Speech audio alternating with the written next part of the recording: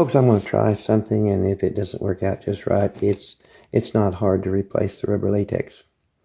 There's two thin coats on this piece, and I can feel pretty comfortable about highlighting some areas.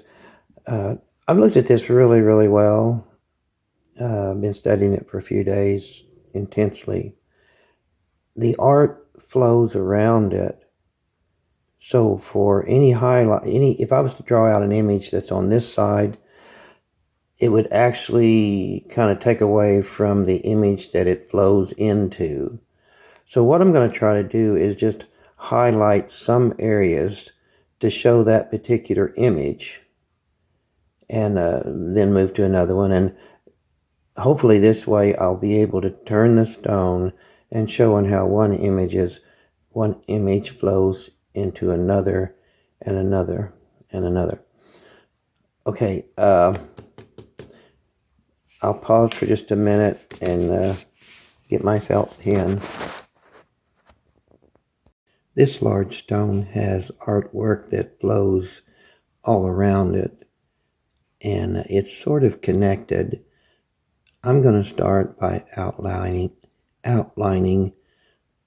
one that I see. But here's the whole stone.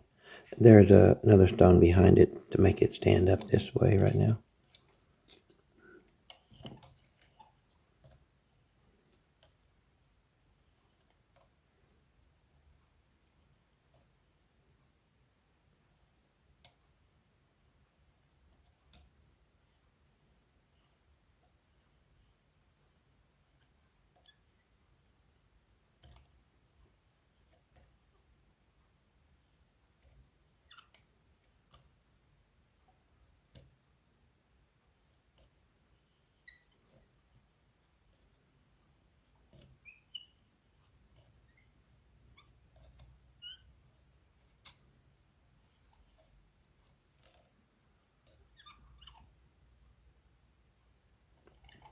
Now I'll outline one that I see real easily.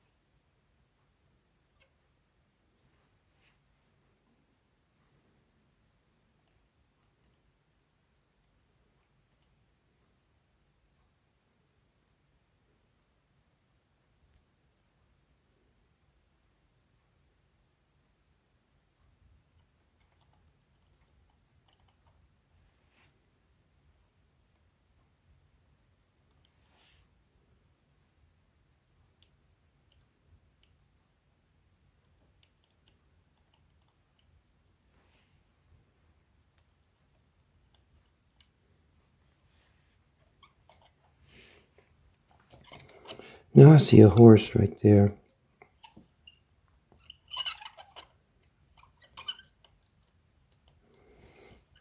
Okay, now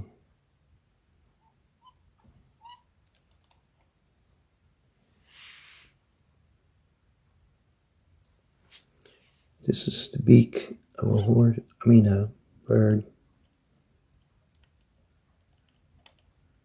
There's the eye.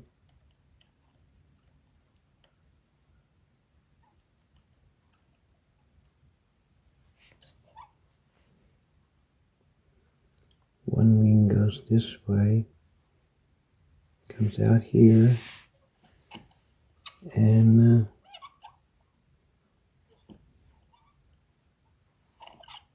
I think it kind of comes back to the body about in here.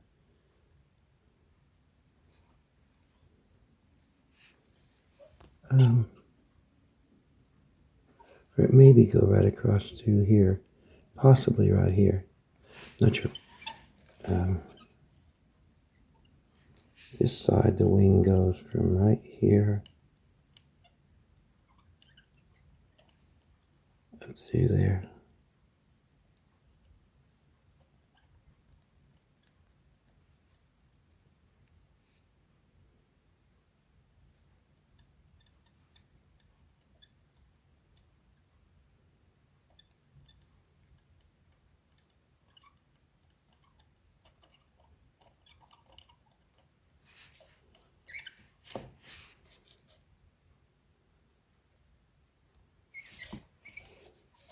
And the tail fans out right through here and here.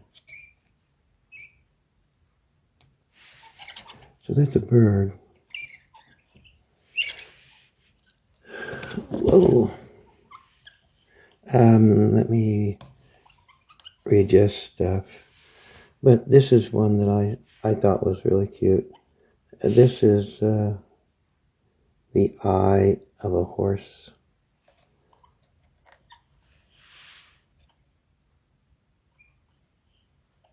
I think that's cool. This is a bison.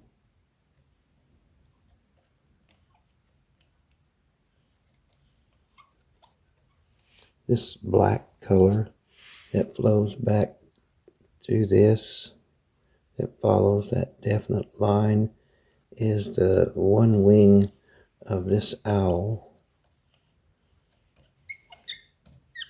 That bird right there. And its other wing goes back like that.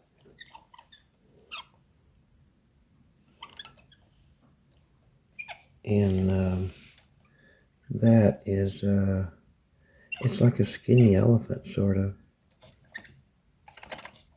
Or maybe it's a running horse. Anyway, there's one image, one of many. Folks, I don't have a solution to this. I'm just seeing repeated patterns. This is a bird, and I'm going to call it a thunderbird. This is a thunderbird with a horse under one wing.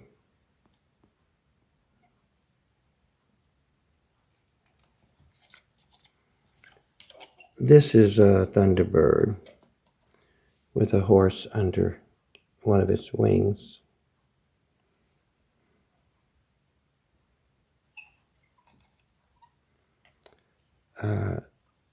This is a bird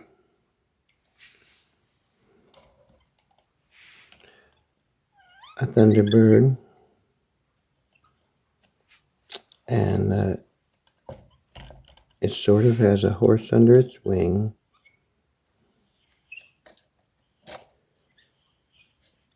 This is a thunderbird in battle with a snake.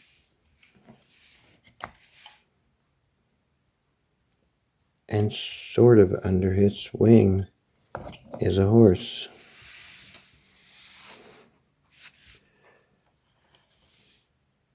It's just a pattern that I've noticed.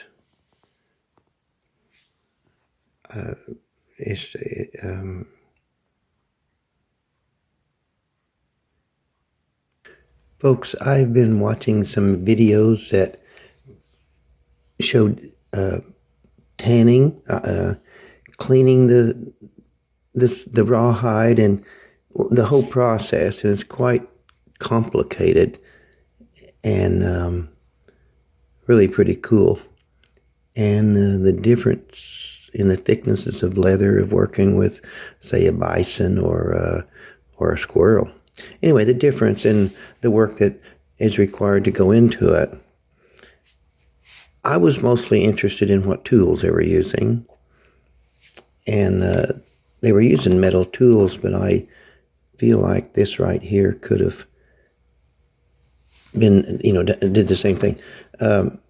there was a part of the skinning process. Well, the skin is there, and then they were sort of using a tool that looked like that was chopping at the fat, really cleaning the leather off, getting all the fat off. But it needed a tool that went, and scrape and scrape. And then they needed a tool that would scrape it even more. Well, watch those videos about making use of leather. And there was a big difference, between a bison piece of leather and a squirrel. It's just and there's a lot of processes that goes through it. And I don't care about learning how to do it. I just want to know what kind of tools they use to do it. And I think this was very likely one that was used for cleaning and preparing hides. But I don't know. But anybody knows or suspects or has done it before, I ask you, could you use a tool like this to clean hides and preparing it for, boots and gloves and such like that? This one's kind of a mystery. I don't recognize what it is, but I can see eyes up here where the eyes were made. That it's not hard to see the eyes on this fella. They stand out pretty easy.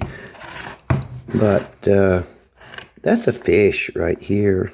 I mean, it has everything about it that says fish. It's got the tail. See, the little tail comes out like this. And then there's this fish. And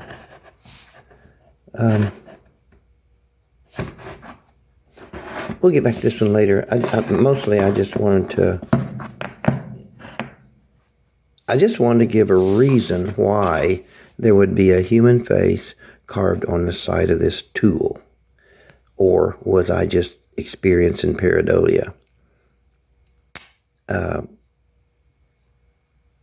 it looks so much like there's a human face, there's braids, there's feathers. And the fact that it is a tool